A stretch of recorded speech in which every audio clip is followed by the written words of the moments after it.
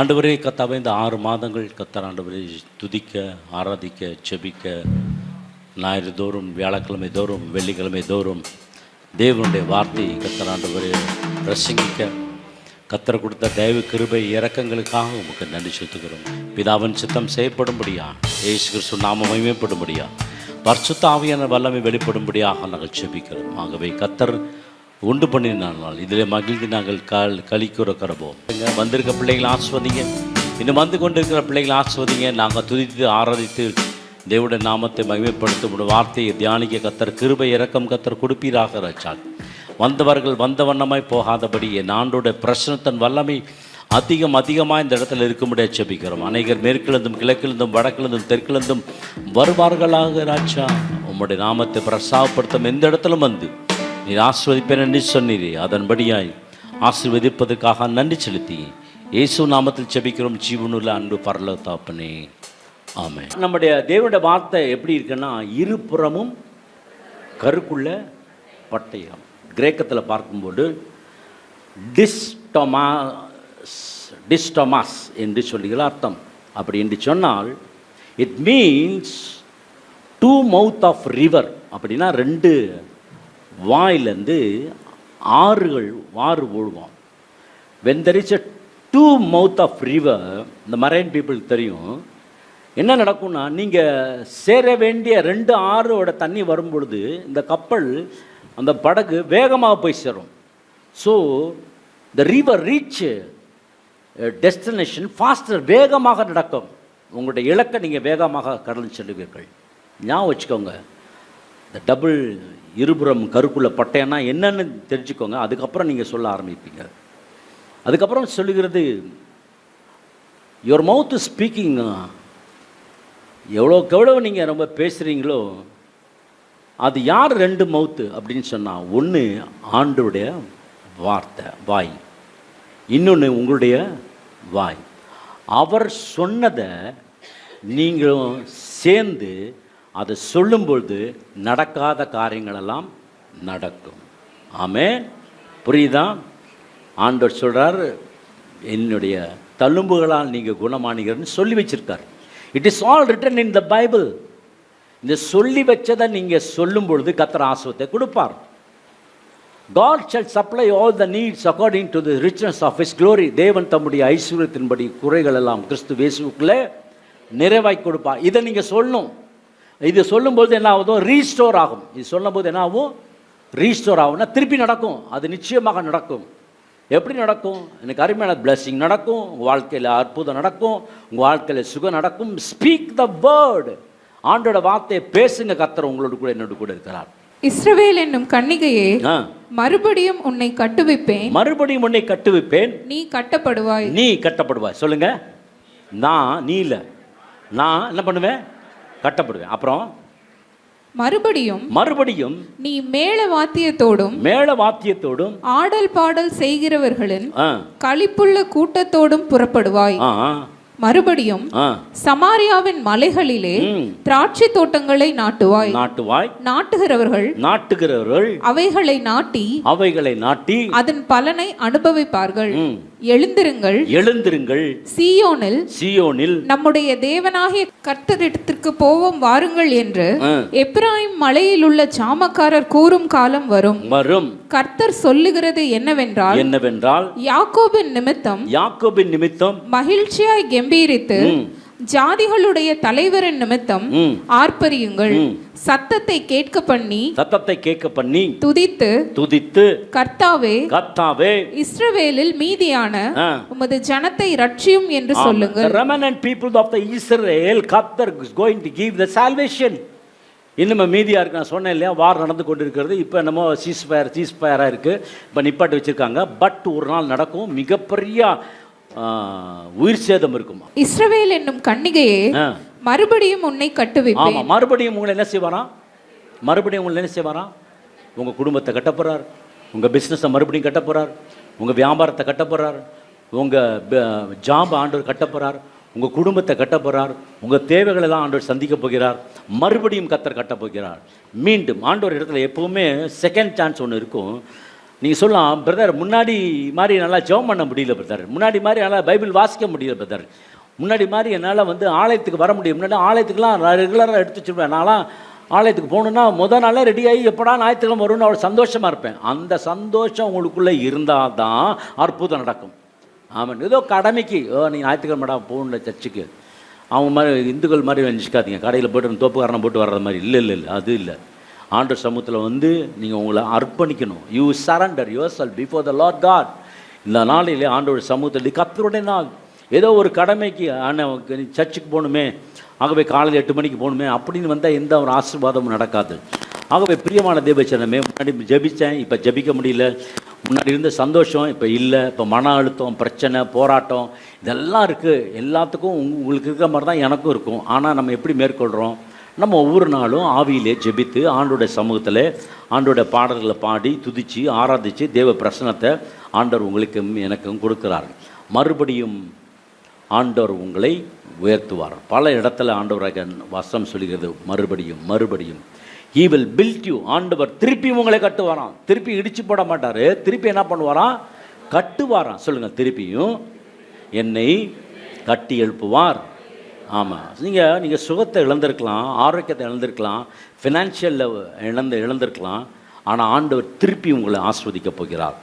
திருப்பி தம்முடைய வல்லமை கர்த்தர் கொடுக்க போகிறார். 6ஆம் வசனம் இவ்வாறாக எழுதியிருக்கிறது. 4ஆம் வசனம் படிக்கலாம். எழுந்திருங்கள், எழுந்திருங்கள், சீயோனில் நம்முடைய தேவனாகிய கர்த்தரிடத்திற்கு போவோம் வாருங்கள் என்று எப்ராயிம் மலையில் உள்ள ஜாமக்காரர் கூறும் காலம் வரும். ஆமா, எழுந்திருங்கள். சொல்லுங்களேன், எழுந்திருங்கள். ஆண்டவர் ஒரு வாய்ப்பை கர்த்தர் உங்களுக்கு கொடுக்குறார். ஆண்டவர் இன்னைக்கும் another choice God is giving to you. திருப்பி ஒரு சான்ஸ் கொடுக்க போறார். எத்தனை பேருக்கு அந்த 2வது சான்ஸ் வேணும்? எத்தனை பேருக்கு 2வது சான்ஸ் வேணும்? கையை நல்லா உயர்த்துக்காங்க. இப்படிலாம் உயர்த்தாதீங்க, நல்லா காமித்தாங்க. மற்றவங்களாம் ஏற்கனவே இருக்கீங்க போல் இருக்குல்ல? ஆமாம், என்ன பண்ணுமா? எனக்கு இந்த அக்னி பத்தாது, இந்த அபிஷேகம் பத்தாது, இந்த வல்லமை பத்தாது, இந்த ஆசீர்வாதம் நமக்கு யாராவது போதுன்னு சொல்லுவாங்களா? யாரும் போதுன்னு சொல்ல மாட்டாங்க. கொடுங்க கொடுங்க கொடுங்கன்னு தான் கேட்டுட்ருப்பான். ஆண்டவர்கிட்ட கேளுங்க, ஆண்டவர் கொடுப்பாருங்க. நம்முடைய வாழ்க்கை இடிந்து போயிருக்கிறது. பழைய ஏற்பாட்டு காலத்தில் ஒரு பட்டணம் இருக்கும் என்று சொன்னால் அந்த பட்டணத்தை சுற்றி அரண்கள் இருக்கும். அந்த அரண்கள் இடிக்கப்பட்டால் அதுக்குள்ளே எதிரிகள் போய் என்ன செய்வார்கள்? அந்த பட்டணத்தை அழிச்சிடுவாங்க. இல்லை என்று சொன்னால் இந்த தீப்பந்தத்தை எடுத்து அந்த அலங்கத்துக்கு மேலே தூக்கி அந்த நாட்டுக்குள்ளே போடுவாங்க. அது செறிஞ்சு சாவறதுக்குன்னு போடுவாங்க. உங்களுடைய அலங்கம் என்னுடைய அலங்கம் கட்டப்பட்டதாக இருக்க வேண்டும். உங்கள் அலங்கள் உடைந்திருக்கக்கூடாது. உங்கள் அலங்கள் எப்படி இருக்கணும்? அர்ணிப்பான அலங்களாக இருக்கணும். 2 ராஜாக்களின் புத்தகம் 25ஆம் அதிகாரம் 1, 2, 3. அவன் ராஜ்யபாரம் பண்ணும் 9ஆம் வருஷம் 9வது வருஷம் 10ஆம் மாதம் 10ஆம் தேதியிலே பாபிலோன் ராஜாவாகிய நேபுகாத் நேச்சார் அவனுடைய எல்லா இராணுவமும் எருசலேமுக்கு விரோதமாய் வந்து அதற்கு எதிரே பாளையம் இறங்கி சுற்றிலும் அதற்கு எதிராக கொத்தளங்களை கட்டினார்கள். ஒரு உங்களை காலி பண்ணணும்னு நினைச்சா ஃபர்ஸ்ட் உங்களை ரவுண்ட் அவுட் பண்ணிட்டா போதும். உங்களுக்குள்ள கவலையை கொடுத்துட்டா போதும், உங்களுக்குள்ள பயத்தை கொடுத்துட்டா போதும், நீங்கள் அவுட்டு. டாக்டர்கிட்ட ஹாஸ்பிட்டலுக்குலாம் போக வேணாம். பிசாசு அழகாக கட்டி விட்டுருவான். கொத்தளங்கள் போட்டாங்கன்னா முற்றுகை போடுவான். முற்றுகை, முதலாவது முற்றுகை. நேபுகாத்நேச்சர் வந்து அலங்கத்தில் முற்றுகை போட்டான். எத்தனை வருஷம் போட்டான்னு பாருங்க. அப்படியே சிதேக்கியா ராஜாவின் 11ஆம் வருஷம் மட்டும் நகரம் முற்றுகை போடப்பட்டிருந்தது. எத்தனை வருஷத்துலேருந்து? 9ஆம் வருஷத்துலேருந்து 11ஆம் வருஷம் வரைக்கும் என்னாச்சு? முற்றுகை. அப்படி இருந்துன்னா உள்ளே இருக்கவங்க வெளியே வர முடியாது, வெளியே இருக்கவங்க உள்ளே போக முடியாது. அப்போ உள்ள ஆசீர்வாதம் வேணும், சாப்பாடு வேணும். அவங்களுக்கு என்ன பண்ணும்? வெளியேருந்து தான் சாப்பாடு வர வேண்டும். ஆனாலும் முற்றுகை போட்டுருவான். நிறைய வேளையில் பிசாசு முற்றுகை போட்டுருவான். ஜெபிக்க முடியாதபடி உங்களுக்கு சோர்வை கொடுத்துருவான், தூக்கத்தை நல்லா கொடுப்பான். பாருங்கள், பிசாசு என்ன பண்ணுவான்னா உங்களை முற்றுகை போட்டுருவான். என்ன? நீங்கள் கொஞ்சம் சந்தோஷமாக சிரிச்சிடக்கூடாது, நீங்கள் ஒரு கார் வாங்கிடக்கூடாது, நீங்கள் ஒரு வீடு கட்டக்கூடாது, நீங்கள் உங்கள் சம்பளம் கொஞ்சம் சம்பளம் வந்து உங்களை அப்படியே நெருக்கிக்கிட்டே இருப்பான். மலைப்பாம்பு பார்த்துருக்கீங்களா? முதல் பண்ணுறது என்ன தெரியுமா செய்யும்? சுற்றி நெருக்கும். அப்படியே நெருக்கி என்ன பண்ணும்? அப்படியே அந்த உடம்பு அப்படியே உடச்சி விட்டுரும், அவுட்டு. அதுக்கப்புறம் அது ஈஸியாக சோளம், அதுக்கப்புறம் அது விழுங்க ஆரம்பிச்சிடும். அது மாதிரி தான் பிசாசு உங்களை சுற்றி முற்றுகை போடுவான். இந்த ஞாயிற்றுக்கிழமை நீங்கள் வந்தீங்கன்னா உங்களுக்கு பாதுகாப்பு, இந்த வாரம் முழுதும் பாதுகாப்பு. தெய்வ சமூகத்துக்கு வாரத்தின் முதல் நாளில் வந்துருங்க. முற்றுகை போடுவதற்கு முன்பாக வந்துருங்க. பிள்ளைகளின் வாச தாழ்பால்களை பலப்படுத்து. நீ யார் பலப்படுத்தணும்? நீங்கள் தான் உங்கள் பிள்ளைக்கு ஜெபிக்கணும், நீங்கள் தான் உங்கள் பிள்ளையை ஆசீர்வதிக்கணும், நீங்கள் தான் உங்கள் மகளையும் பிள்ளையும் ஆசீர்வதிக்கணும். ஆபிரகாம் ஈசாக்கு ஆசீர்வதித்தான். ஈசாக்கு யார் ஆசீர்வதித்தான்? யாக்கோப் ஆசீர்வதித்தான். யாக்கோப் யார் ஆசீர்வதித்தான்? 12 கோத்திரங்களையும் ஆசீர்வதித்தான். அந்த ஆசீர்வாதம் தான் இன்னும் இருக்கிறது. இன்றைக்கு கர்த்தர் உங்களையும் என்னையும் ஆசீர்வதிக்க கர்த்தர் ஆண்டவர் பிரியப்படுகிறார். பிரியமான தேவச்சனமே, அலங்கத்தின் வாசல்கள் இடிக்கப்படும் என்று சொன்னால் சூறையாடப்படுவார்கள், பட்டணம் சூறையாடப்படும். Check yourself, repair yourself. உங்களை நீங்கள் ஆராய்ந்து பாருங்கள். நான் நல்லா ஜபிக்கிறேனா, நல்ல வேதம் வாசிக்கிறேனா என்று நீங்கள் சொல்லி பாருங்கள். ஆண்டோட அவங்க வாழ்க்கையில் ஆண்டவர் ஆசீர்வாதத்தை கொடுப்பார். ஆகவே ஒரு ஜெருசலேமில் பிடிக்கணும் அப்படின்னு சொன்னால் என்ன பண்ணுவாங்க? அப்படியே முற்றுகை போட்டுருவாங்க. அப்படி முற்றுகை போட்டாங்கன்னா யாரும் உள்ளே போக முடியாது, யாரையும் வெளியே வர முடியாது. எரிகோ கோட்டையை பிடிக்கிறப்போ அதான் செஞ்சாங்க, முற்றுகை போட்டாங்க. யார்? இஸ்ரவேல் ஜனங்கள். எத்தனை நாள்? 7 நாள். 7 நாள் முற்றுகை போட்டான். சுற்றி தான் வந்துட்டு தான் இருந்தாங்க, வேறு ஒன்றுமே செய்யலை. மேலேருந்து அம்பு விடுவாங்க, அதெல்லாம் ஒன்றுமே பலிக்காது. பெரிய பெரிய இயந்திரத்தெல்லாம் கொண்டு வந்து இடிக்கணும்லாம் பார்த்தாங்க, அதெல்லாம் எதுவுமே முடியாது. ஆனால் 4 காரியம் உங்கள் வாழ்க்கையில் இருக்க வேண்டும். முதலாவது, என் வாழ்க்கை கட்டப்பட வேண்டும். சொல்லுங்கள், என் வாழ்க்கை கட்டப்பட வேண்டும். என் குடும்பம் கட்டப்பட வேண்டும். சொல்லுங்களேன், என் குடும்பம். என் தொழில் என்ன பண்ணும்? என்னுடைய ஊழியம். 4 காரியம். திருப்பி சொல்கிறேன், என் வாழ்க்கை, என் குடும்பம், என் தொழில், என்னுடைய ஊழியம். இதற்கு நான் எடுத்துக்கொண்ட பகுதி என்னவென்று சொன்னால், நெகேமியாவிலிருந்து எடுத்துக்கொள்கிறேன். அவர் எப்படி கட்ட ஆரம்பித்தார், நெகேமியா எப்படி கட்ட ஆரம்பித்தார் என்று சொல்லி பார்க்கலாம். நெகேமியா 1:3 எடுத்து வாசிக்கலாம். அதற்கு அவர்கள், சிறையிருப்பில் மீந்திருக்கிறவர்கள் அந்த தேசத்திலே மகா தீங்கையும் நிந்தையும் அனுபவிக்கிறார்கள். எருசலேமின் அலங்கம் இடிப்பட்டது, அதன் வாசல்கள் அக்கினியால் சுட்டெரிக்கப்பட்டதுமாய் கிடக்கிறது என்றார்கள். இந்த வார்த்தைகளை கேட்டபொழுது நான் உட்கார்ந்து அழுது சில நாளாய் துக்கித்து உபவாசித்து மன்றாடி பரலோகத்தின் தேவனை நோக்கி, பரலோகத்தின் தேவனாகிய கர்த்தாவே, உம்மில் அன்பு கூர்ந்து உம்முடைய கற்பனைகளை கைக்கொள்ளுகிறவர்களுக்கு உடன்படிக்கையும் கிருபையும் காக்கிற மகத்துவமும் பயங்கரமான தேவனே. அட்ரஸ் பண்றான். யாரு? நெகேமியா. எங்க இருக்கான்? பாபிலோன்ல இருக்கான். பாபிலோன்ல இருக்கும்போது அவனுக்கு ஒரு செய்தி வருது. அவன் பேசாம இருக்கலாம் இல்லையா? ஓ, இடிச்சிட்டாங்களா, சரி சரி யாராவது கட்டுவாங்க அப்படின்னு நினைக்கல. அவன் சொல்றான், 3ஆம் வசனத்துல சொல்லுது, அவன் என்ன செஞ்சானா?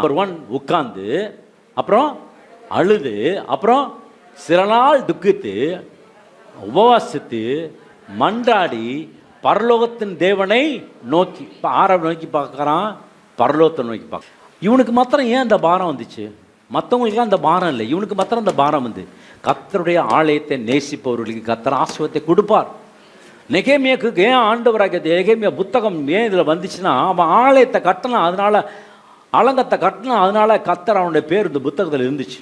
சில நாள் உட்கார்ந்து அழுது, சில நாள் துக்கித்து உபவாசம் பண்ணி மன்றாடி என்ன தெரியுமா? அலங்கம் கட்டப்படணும் ஆண்டவரே, ஆத்தும ஆதாயம் பண்ண வேண்டும். இதை விட்டுட்டு மற்ற காரியங்களை தான் பேசிட்டு அழையக்கூடாது. ஆத்தும ஆதாயம் பண்ணி கர்த்தர் உங்களை ஆசீர்வதிப்பார். பிரியமான தேவச்சனமே, இன்றைக்கி தேவனுடைய சமூகத்தில் நீங்கள் உட்காந்துக்கிறீங்களா, அழுவுறீங்களா, உபாசிங்களா எனக்கு தெரியாது. ஆனாலும் தேவனுடைய வைராக்கியம் உங்களுக்குள்ளே இருந்துச்சுன்னா இந்த ஆலயம் கட்டப்படும். ஹல்லேலூயா. ஆகவே பிரியமான தேவச்சனமே, கர்த்தர் உங்களை என்னை ஆசீர்வதிக்கிற தேவனாக இருக்கிறார். அவர்களை நோக்கி, எருசலேம் பாழாய் இருக்கிறதையும் அதன் வாசல்கள் அக்கினியால் சுட்டெரிக்கப்பட்டு கிடக்கிறதையும் நாம் இருக்கிற சிறுமையும் பார்க்கிறீர்களே. நாம் இனி நிந்தைக்குள்ளாய் இராதபடி எருசலேமின் அலங்கத்தை கட்டுவோம் வாருங்கள் என்று சொல்லி என் தேவனுடைய கரம் என் மேல் நன்மையாக இருக்கிறதையும் ராஜா என்னோட சொன்ன வார்த்தைகளையும் அவர்களுக்கு அறிவித்தேன். அப்பொழுது அவர்கள் எழுந்து கட்டுவோம் வாருங்கள் என்று சொல்லி அந்த நல்ல வேலைக்கு தங்கள் கைகளை திடப்படுத்தினார்கள். இந்த நல்ல வேலைக்கு ஆண்டோட வசனம் சொல்லு, தேவனுடைய கரம் என் மேல் எப்படி இருந்துச்சாம்? நன்மையா இருக்கணும். உங்க மேல தேவனுடைய கரம் நன்மையா இருக்கணும். இருக்குதா? நிறைய பேர் இடத்துல நன்மையான கரம் இல்லை. உன் பரலோகத்தின் தேவனை நோக்கி பார்க்க ஆரம்பிச்சிட்டான். பார்க்கும்பொழுது ஆண்டவராகிய தேவன் என்ன சொல்லுகிறாருன்னா, தேவன் சொன்னது என்னன்னா, ரெண்டாம் அதிகாரம் 4ஆம் வசனம் எடுத்து வாசிங்க. நெகேமியா 2:4. அப்பொழுது ராஜா என்னை பார்த்து நீ கேட்கிற காரியம் என்ன என்றார்.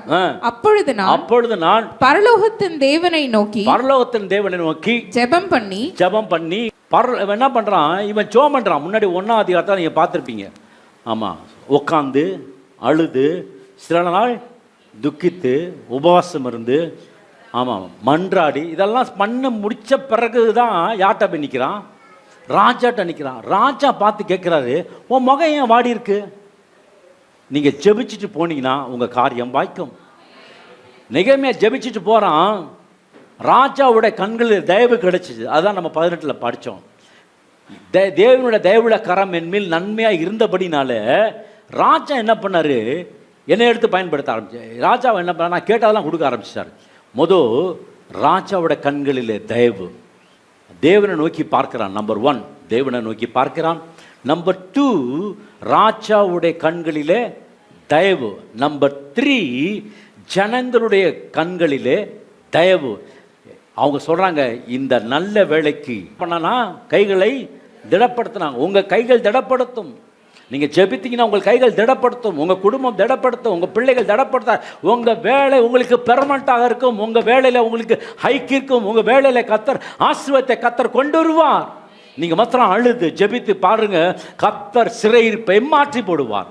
இவ்வளவு நாள் நடக்காத காரியங்கள் எத்தனையோ வருஷமாக இந்த அலங்கு கட்டாமல் இடிந்து கிடந்தது. அருமையான தேவ பிள்ளைகளே, கர்த்தர் உங்களை என்னை ஆசீர்வதிக்கிற தேவனாக இருக்கிறபடினாலே நீங்க வாங்க எழுந்து கட்டுவோம் அப்படின்னு சொல்றாங்க. நீங்க எழுந்து கட்டும் பொழுது கர்த்தர் ஆசீர்வதிப்பார். இந்த சர்ச்சில் சின்ன சின்ன வேலை செய்யறவங்களாம் கர்த்தர் ஆசீர்வதிப்பார். இனி கொடுமை உன் தேசத்திலும் அழிவும் நாசமும் உன் எல்லைகளில் கேட்கப்பட மாட்டாது. உன் மதில்களை ரட்சிப்பென்றும் உன் வாசல்களை துதி என்றும் சொல்லுவாய். ஆமா, உன் மதில் என்ன இருக்கும்? உங்க குடும்பத்துக்குன்னா உங்களுக்கு ஒரு மதில், உங்க பிள்ளைகளுக்கெல்லாம் ஒரு அலங்கம், ஒரு மதில். இந்த மதில் என்னவா? ஜாய்ஃபுல். எப்படின்னா துதி. ஆமென். இருக்கீங்களா? ஏதோ கடமைக்கு வந்தோம், துதிச்சோம், ஆராதிச்சோம், போனோம் இல்லை. முழு உள்ளத்தோடு. நாங்கள் இந்த பாட்டை எடுக்கிறோன்னா ஒரு நாள் ஃபுல்லாக நான் செலவு பண்ணியிருக்கேன் இந்த பாட்டு பாடுறதுக்கு. காலையிலேருந்து சாயங்காலம் வரைக்கும் உட்காந்து பாடி பார்த்தேன். அந்த தொண்டையில் கை வச்சோம்னு, ஆண்டவரே அபிஷேகத்தை கொடுங்க, வல்லமே கொடுங்க, பாடுறதுக்கு பலனை கொடுங்க அப்படின்னு கையை வச்சு வச்சு வச்சு வச்சு வச்சு ஜோம் பண்ணி சும்மா வந்துட்டு ஏறி நின்றுட்டு இங்கே நீ மைக்க பிடிச்சி பாடுறேன்னு நினைக்காதீங்க. 2000 பாடிட்டு இருக்கேன். அப்போ இல்லைங்க, 2000 நான் பாடிட்டு இருக்கேன் ஸ்டேஜில். ஆனாலும் எனக்கு இன்னும் என்ன பண்ண விடுது, எனக்கு எல்லாம் தெரியும்ட்டு நான் தனாவட்டாக இருந்தால் ஆண்டவரை அடிச்சு போடுவார். கர்த்தரோட சமூகத்தில் நான் என்ன பண்ணணும்? தாழ்த்தணும். அப்போ தான் என்ன பண்ணுவார்? கர்த்தர் உயர்த்துவார். ஆமென். ஊழியத்தில் எடுத்த உடனே மேலே வந்துட முடியாது. ஊழியம்னா ரொம்ப கஷ்டம். அதனால் வாசல்கள் துதியோடும். ஆகவே ஏதோ கடமைக்குன்னு இல்லை, ஞாயிற்றுக்கிழமைன்னா அது கர்த்தரோட நாள். So joyful. அந்த நாள் கர்த்தருக்குரிய நாள். அந்த நாளில் துதிச்சிங்கன்னா உங்கள் பாதி பிரச்சனை ஓடி போயிடும். நம்புறீங்களா? அடுத்த பாதி தேவனுடைய செய்தியில் உங்களுக்கு பாதி பிரச்சனை ஓடி போயிடும். இன்வெஸ்டிகேட் பண்ணி பாருங்கள், ரிப்பேர் பண்ணி பாருங்கள், என்டர் பண்ணி பாருங்கள். நான் எந்த இடத்துல தவறு பண்ணியிருக்கேன், எந்த இடத்துல நான் பொல்லாப்பான செஞ்சுருக்கேன். You and I must check your spiritual life அப்படின்னு சொன்னால், நீங்கள் எப்படி ஸ்பிரிச்சுவல் லைஃப்பை மாற்றணும்னா அந்நிய பாஷையை பேசும்பொழுது கர்த்தர் உங்களை என்னை ஆசீர்வதிப்பார். உங்களோட ஆவியில் விடுதலை கொடுப்பார், ஆத்மத்தில் விடுதலை கொடுப்பார். உங்களுடைய சரீரத்தில் பிசாசு கொண்டு வருகிற எல்லா இலக்கையும் உடைத்து போடும்படி கர்த்தர் தம்முடைய வல்லமை அனுப்புவார். நம்புறவங்க ஆமென் சொல்லுங்களேன். ஹல்லேலூயா. ஆகவே பிரியமான தேவச்சனமே, ஆண்டோட சமூகத்தில் அந்நிய பாஷையில் ஜெபிக்க ஆரம்பிங்க. அந்நிய பாஷை வரம் இல்லை என்று சொன்னால் ஜெபிக்கப்படும் அந்த நாட்களிலே அப்பொழுது உங்களுக்கு அந்நிய பாஷை வரம் கிடைக்கும். கொலோசியர் 3ஆம் அதிகாரம் 1-2 எடுத்து வாசிக்கலாம். இதில் 25 காரியங்கள் இருக்கிறது. இந்த கொலோசியர் 3ஆம் அதிகாரத்தில் பவுல் அடிகளார் சொல்றாரு 25 காரியங்களை கர்த்தர் வைத்திருக்கிறார். நான் எல்லா காரியம் சொல்ல போறதில்லை, ஒரு 10 காரியத்தில் வேகமாக சொல்லிவிட்டு நான் கடந்து செல்ல இருக்கிறேன். நீங்கள் கிறிஸ்துவுடன் கூட எழுந்ததுண்டானால் கிறிஸ்து தேவனுடைய வலது பாரிசத்தில் வீட்டிற்கும் இடத்திலுள்ள மேலானவைகளை தேடுங்கள். என்னத்தை தேடணுமா? எதுங்க மேலானது? சாரதாசா, இல்லை போத்திசா, இல்லை கொங்கு தங்க மாளிகையா, இல்லை மங்களன் மங்களா? பழைய வேட்டி, பழைய சட்டை, பழைய புடவை, பழைய மிஷினு, பழைய கம்ப்யூட்டரு எல்லாத்தையும் வாங்கிக்கிறோம், பணம் கொடுக்குறோம். பணம் பூமியில் உள்ளவைகளை அல்ல. எது அல்ல? பூமியில் உள்ளவைகள் அல்ல. எவன் தேடணுமா? மேலானவைகளை தேடணுமா? அதுக்கு மேலானவைகளை நாடுங்க, ரட்சிப்பை தேடுங்க, நித்திய ஜீவனை கர்த்தர் உங்களுக்கு கொடுக்கிறார். ஆகவே பிரியமான தேவ ஜனமே, கர்த்தர் உங்களை ஆசீர்வதிக்கிறார். ஐயோ பாஸ்டர், நான் அப்படி தான் நினச்சேன், எல்லாமே போயிடுச்சு பாஸ்டர், நாங்கள் வச்சிருந்த காரியம் தான் வச்சுருந்தேன், இதை தான் நம்பியிருந்தேன், இது எப்படியாவது நம்ம வாழ்க்கையில் வந்துடும் அப்படின்னு நினச்சேன், அது என் கையை விட்டு போயிடுச்சு பாஸ்டர் அப்படின்னு சொல்கிறீங்களா? இன்றைக்கி ஒரு நற்செய்தி, கர்த்தர் நீங்கள் என்னென்ன இழந்து போனீங்களோ அதை எல்லாத்தையும் திருப்பி கொடுக்க போகிறார். உங்கள் மதில் மாத்திரம் இடிந்திருக்க கூடாதபடி பார்த்துக்கொள்ளுங்க.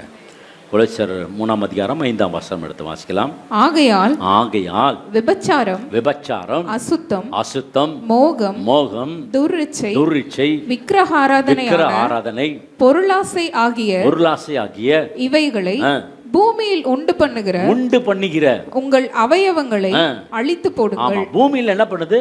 உண்டு பண்ணுது. நீங்க சும்மா இருந்தா கூட உங்களுக்கு நாங்கள் லோன் தராங்க, பர்சனல் லோன், நீங்க வாங்க, உங்களுக்கு இந்த கிரெடிட் கார்டு தராங்க, வாங்க. பூமியில் உண்டு பண்ணிக்கிறது. அப்புறம் படம் பார்க்குறதுக்கு முதல் ட்ரெய்லர் போடுவான், அதுக்கப்புறம் நோட்டீஸ் விட்டுவானுங்க. உங்களை கொண்டுறதுக்கு என்னென்ன வழியாக இருக்கும்? 8ஆம் வசனம் படிங்களேன். இப்பொழுதோ கோபமும் மூர்க்கமும் பொறாமையும் உங்கள் வாயில் பிறக்கலாகாத தூஷணமும் வம்பு வார்த்தைகளும் ஆகிய இவைகளை எல்லாம் விட்டுவிடுங்க. என்னதெல்லாம் விட்டுருணுமா? மூர்க்கம், கோபம், பொறாமை வாயிலிருந்து எல்லாம் படக்கூடாது. தூஷணமான வார்த்தை படக்கூடாது. வேற வழி இல்லைங்க. காரில் போடுறோம், நாம் அப்படியே கஷ்டப்பட்டு நம்ம போயிட்டு இருப்போம், இப்படி டேர்ன் பண்ணலான்னு போவோம், சைடில் இப்படி வரும், குறுக்குன்னு போயிடுவோம் மோட்டர் சைக்கிள்காரன். பார்த்துருக்கீங்களா? கர்த்தர் உங்களை ஆஸ்வதிக்கிறவர். 9ஆம் வசனம் எடுத்து வாசிக்கலாம். ஒருவருக்கொருவர் பொய் சொல்லாதிருங்கள். ஆமாம், அது ரொம்ப முக்கியம். ஒருவருக்கொரு என்ன செய்யக்கூடாது? பொய் சொல்லக்கூடாது. பழைய மனுஷனை அவன் செய்கைகளையும் களைந்து போட்டு. என்னவா? பழைய மனுஷன் செய்கையும் களைத்து போட்டு. சொல்லுங்களேன், களைத்து போட்டு சொல்லுங்க. களைத்து போட்டு. ஆமென். அதுக்கப்புறம் 10ஆம் வசனம் படிக்கலாம். தன்னை சிருஷ்டித்தவருடைய சாயலுக்கு ஒப்பாய் பூரண அறிவுடையும்படி புதிதாக்கப்பட்ட புதிய மனுஷனை தரித்துக் கொண்டிருக்கிறீர்கள். ஆமென். 12ஆம் வசனம். ஆகையால் நீங்கள் தேவனால் தெரிந்து கொள்ளப்பட்ட பரிசுத்தரும் பிரியருமாய் உருக்கமான இரக்கத்தையும் தயவையும் மனத்தாழ்மையையும் சாந்தத்தையும் நீடிய பொறுமையும் தரித்து கொண்டு ஒருவரை ஒருவர் தாங்கி ஒருவர் பேரில் ஒருவருக்கு குறைபாடு உண்டானால் கிறிஸ்து உங்களுக்கு மன்னித்தது போல ஒருவருக்கு ஒருவர் மன்னியுங்கள். பாருங்க, ஆண்டவர் ஒரு அசைன்மெண்ட் கொடுக்கிறார். இந்த காரியங்களாம் நீங்க செய்ய, இப்படி பண்ணு, இப்படி செய்ய அப்படின்னு ஒரு பெரிய அசைன்மெண்ட் கொடுக்கிறார். அதில் மொத்தம் 25 காரியங்கள் இருக்கிறது. நீங்கள் வீட்டில் போய் கொலோசியர் 3 படிங்க. உங்கள் வாழ்க்கையில் ஆண்டவர் உயர்வை வச்சுருந்தா, உங்கள் வாழ்க்கையில் நீங்கள் ஜியமாக இருக்கணும்னா, உங்கள் வாழ்க்கையில் நீங்கள் பாஸாக இருக்கணும்னா, உங்கள் குடும்பத்தில் நீங்கள் வீடு கட்டணும்னா, தேவன் நினச்சா நிச்சயமாக கர்த்தர் உங்களுக்கு வீட்டை கொடுக்க முடியும். அலங்கம் எத்தனையோ வருஷங்களாக கட்டப்படாமல் இருந்தது. ஆனால் 6ஆம் அதிகாரம் 52ஆம் வசனம் சொல்லுகிறது. வசனம் என்ன சொல்கிறது என்று சொன்னால், இந்த அலங்கத்தை எத்தனை நாளில் கட்டி முடித்தார்களாம்? 52 நாளில் கட்டி முடிச்சிட்டாங்க. யார்? ஒரு மனுஷன். அந்த ஒரு மனுஷன் யாருங்க?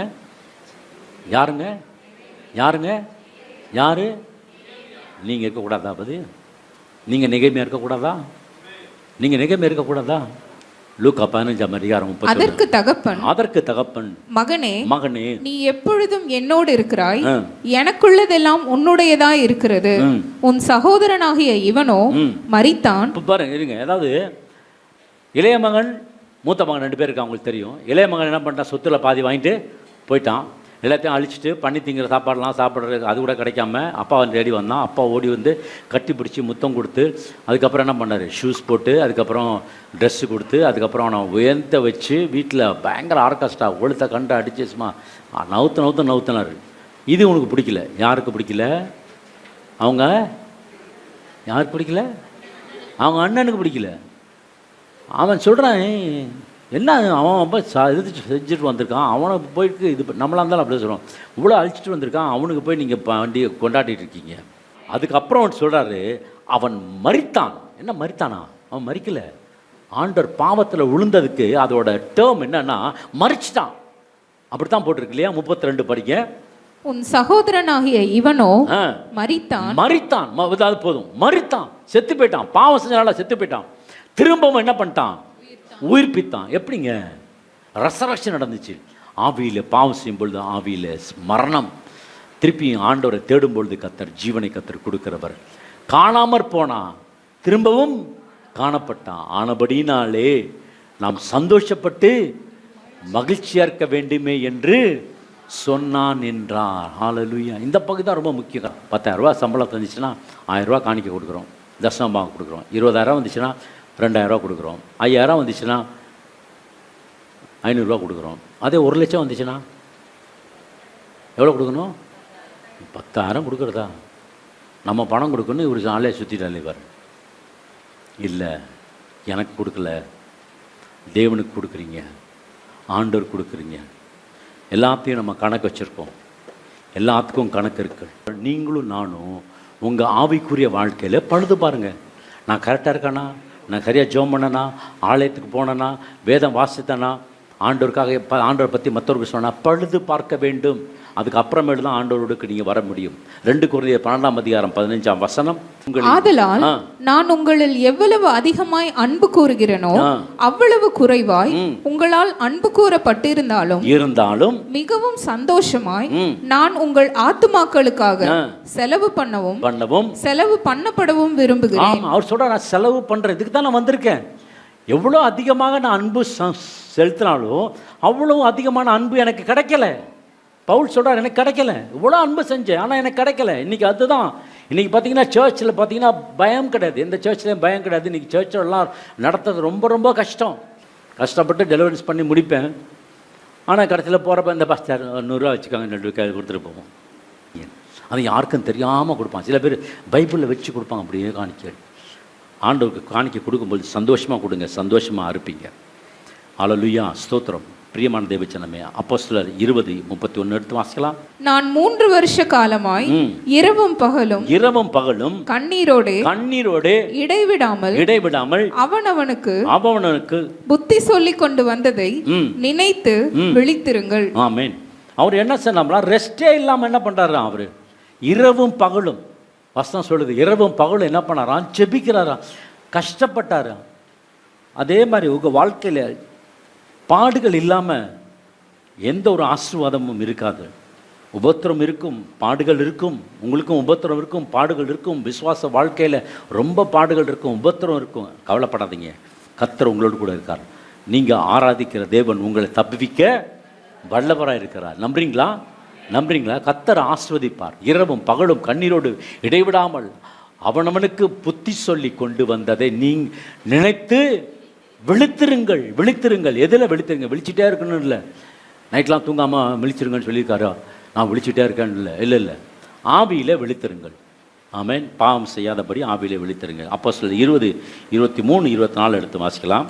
கட்டுகளும் உபத்திரவங்களும் எனக்கு வைத்திருக்கிறதென்று பரிசுத்த ஆவியானவர் பட்டணம் தோறும் தெரிவிக்கிறதை மாத்திரம் அறிந்திருக்கிறேன். ஆகிலும் அவைகளில் ஒன்றையும் குறித்து கவலைப்படேன். என் பிராணனையும் நான் அருமையாக எண்ணேன். என் ஓட்டத்தை சந்தோஷத்தோடு முடிக்கவும் தேவனுடைய கிருபையின் சுவிசேஷத்தை பிரசங்கம் பண்ணும்படிக்கு நான் கர்த்தராகிய இயேசுவினிடத்தில் பெற்ற ஊழியத்தை நிறைவேற்றவுமே விரும்புகிறேன். அவர் ஒரே கர்த்தர் உங்களுக்கு ரட்சிப்பு கொடுத்தது நித்திய ஜீவனை கொடுப்பதற்காக, சால்வேஷன். அதுக்கப்புறம் நீதிமான் என்ற அந்தஸ்து. 3வது fellowship with the Lord God. ஆண்டவர் கூட எப்பொழுதும் பேசிக்கொண்டு ரட்சிக்கப்பட்டேங்க. அன்றைக்கி வேணால் ஞானஸ்தானம் கொடுத்தா ரட்சிக்கப்பட்டேன்.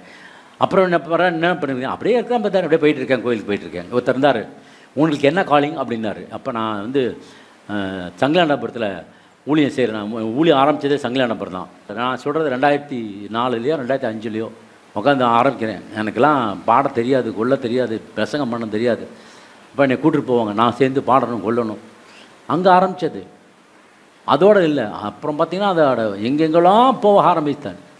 ஊழியத்தில் எவ்வளோ கஷ்டங்கள், எவ்வளோ கடினங்கள், எவ்வளோ பாடுகள், உபத்திரங்கள் எல்லாம் இருக்கும்.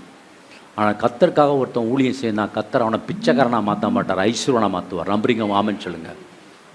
ஆமென்.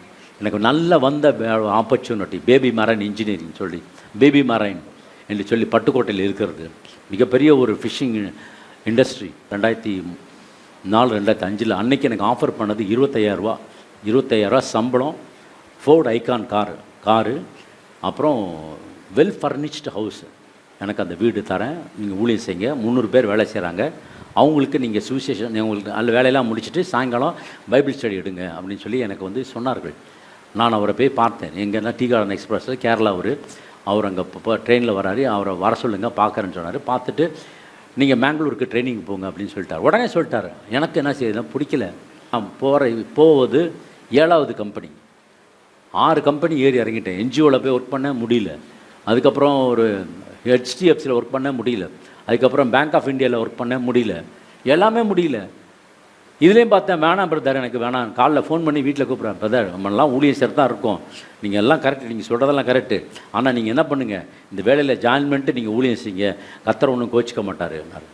அப்போ ஒருத்தர் சொன்னார் கூட இருந்தவர், நீங்கள் ZFT சர்ச் தானே அப்படின்னாரு. ஆமான்னு. உங்களை ஒரு பாஸ்டர் கூப்பிட்டு ஊழியத்துக்குன்னு அபிஷேகம் பண்ணார்ல.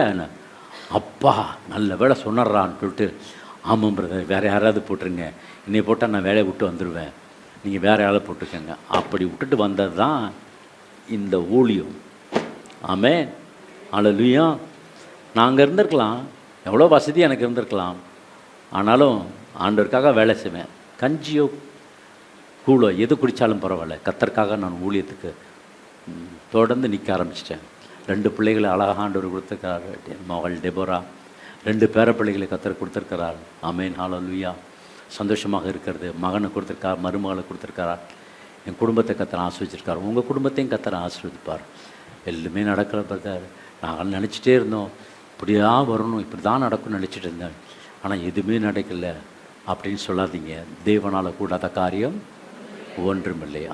நல்ல தேவனே, இந்த நாளுக்காக உம்மை நன்றியோடு உம்மை துதிக்கிறோம். ஆண்டவரே உம்மை ஸ்தோத்திரிக்கிறோம். கர்த்தாவே, இந்த நாள் இந்த ஆராதனை நீங்கள் ஆசீர்வதித்து கொடுத்ததுக்காக கோடான் கோடி நன்றி. ஆரம்பம் முதல் கடைசி வரைக்கும் ஆண்டவரே மகிமையான ஜீவனுள்ள உயிர்த்தெழுந்த பிரசன்னம் எங்களோடு இதற்காக நமக்கு நன்றி செலுத்துகிறோம். கர்த்தாவே, உங்களுடைய கருத்தில் நாங்கள் ஒப்பு கொடுக்குறோம். ஆண்டவரே தேவரீர், நீ மறுபடியும் கட்டவிக்கப்படுவாய், நீ கட்டப்படுவாய் அன்று வார்த்தைக்காக நன்றி செலுத்துகிறோம். ஆண்டவரே, இந்த மாதத்தில் நாங்கள் இழந்து போன காரியங்கள், எங்கள் கைவிட்டு போன காரியங்கள், கர்த்தாவே எங்கள் அலங்கத்தில் காணப்பட்ட திறப்புகள் எல்லாவற்றையும் ஆண்டவரே உடைய சமூகத்தில் நாங்கள் ஒப்புக் கொடுக்குறோம். எல்லாவற்றையும் தேவன் எங்களுக்காக இரட்டிப்பான நன்மையாக நீங்கள் திருப்பி தருவதற்காக உமக்கு நன்றி செலுத்துகிறோம் சுவாமி. ஆண்டவரே, மறுபடியும் எங்கள் வாழ்க்கையில் உள்ள எல்லா சீரழிவுகளையும் கர்த்தர் மாற்றி இந்த நாளை நாங்கள் கட்டப்பட்ட ஒரு அனுபவத்துக்குள்ளே வருவதற்காக நன்றி செலுத்துகிறோம்.